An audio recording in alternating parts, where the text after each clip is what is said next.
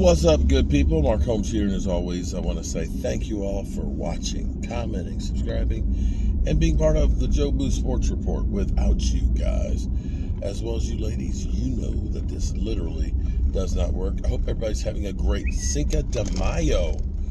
Hope everybody's having a good drink safely. Okay, drink responsibly out there. We'll be back in the man cave tonight in about 2 hours from now, doing our Friday night live stream, recapping what is the off season that you've got to love. My question is, and I'm going to say this here, okay, because I know how you Eagle fans are. You're so needy. The Eagles, I hate to say it, you know, they were the representative of the NFC in the Super Bowl. They've done a lot of things to try and keep themselves relevant, and they are the team to beat.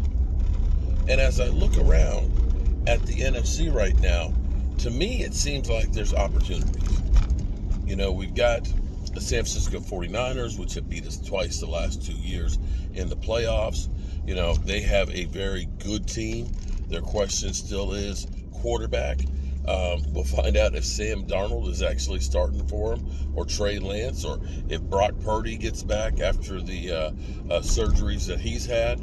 That's the question mark that you have with the San Francisco 49ers. But they are a well-coached, solid football team that does do damage. They bludgeon you. You've got the Eagles. We know the Eagles, of course, okay? The Eagles, they're the team that we love to hate. And then as you start looking around, you actually look and say, our division is the worst part of our schedule. You know, even the New York Giants with Daniel Jones, who now, of course, is getting paid the big bucks.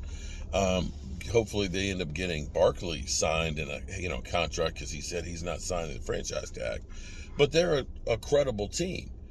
And the Commanders, all of a sudden, they've got all kinds of new mojo. In fact, hearing that the Commanders are petitioning Congress for the RFK site to be turned back over to D.C.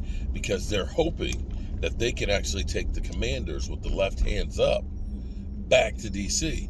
In fact, there's so much hype with the Commanders right now that it may be a 3-locality race to try and get them their new home. The luxury box suite sales have gone through the roof. Dan Snyder leaving the building has made business big. And I can guarantee you that they're going to start investing more money into this franchise. Players are going to want to come there and things like that.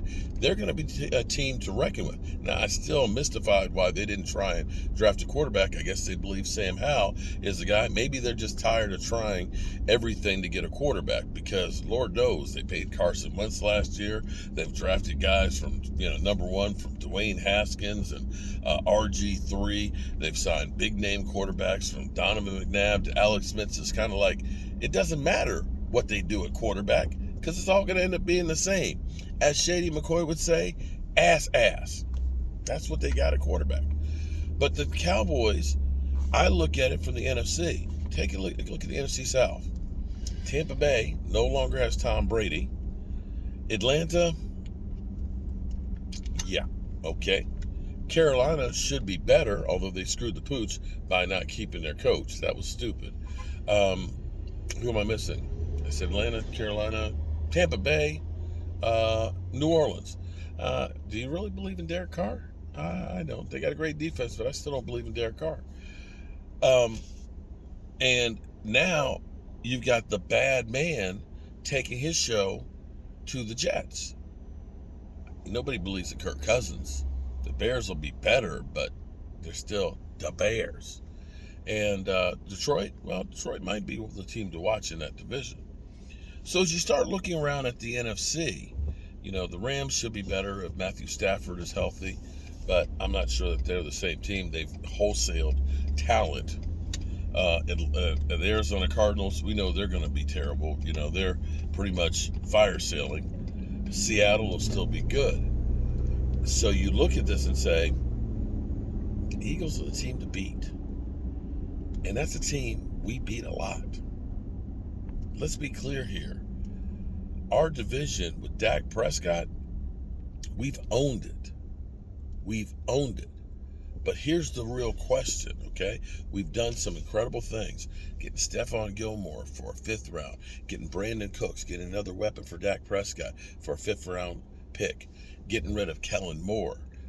I think that's actually earth-shattering. And allowing Mike McCarthy to call the plays. Is he perfect? No, but he's got more experience than Kellen Moore, okay? We've all seen and questioned some of the play calling and the routes that the receivers have. But as the Cowboys have closed the gap on the Eagles, in my mind, I believe the Cowboys have gotten closer to the Eagles. Here's the question. We got $12.1 million of cap space right now today. We got another 10 coming June 1st because of Zeke Elliott's contract. And you could get yourself 10 or 15 million more by restructuring Dak Prescott's contract, a contract that Stephen Jones says, yeah, we're going to work on that and get it squared away and get an extension done on it. And we might just wake up and it's done. That, my friends, gives you somewhere in the neighborhood of $30 to $40 million of money. I know some of that's got to go to the rookies. Some of that's going to have to go to Diggs. Some of that's going to have to go to CD. But that still leaves you with more cap room than you've had in any year going into the season. Should the Cowboys decide and say, we believe we're one of those teams that can win it all, we look at it and say the Eagles and the 49ers are the main two things that are standing in our way. Do we push those chips in and get us a couple of hired assassins to help us get over the hump? A couple of guys that had more to the rotation and depth to give us a little more oomph, to make sure that we can keep a Tyron Smith healthy, to make sure we can keep a D-Law healthy going into the playoffs. Playoffs? Don't talk about playoffs. Are you kidding me? Playoffs? Yeah, playoffs. I think there's no better time than the present. There's not a lot of great quarterbacks in the NFC. We can all agree on that one. There's not a lot of powerhouse teams that are in the NFC right now. And if you get a couple of those guys, win a couple more of those games, get some home field advantage, some home cooking, you might finally find yourself back in the Super Bowl again. Oh my God, did I say that word? I didn't say that word. You might find yourself in the big game. How about that? You might find yourself in the big game. But I think the Cowboys still need to do more. You tell me, do the Cowboys have enough talent right now to make a deep run all the way to the promised land? Or do they need more? I'm for one who, whenever I build something, I overbuild it. I don't build it when it's just enough to get by. I put a little something extra on it to make sure that it's going to last. And let's see if Jerry Jones agrees with me. Hope you guys have had a great Cinco de Mayo.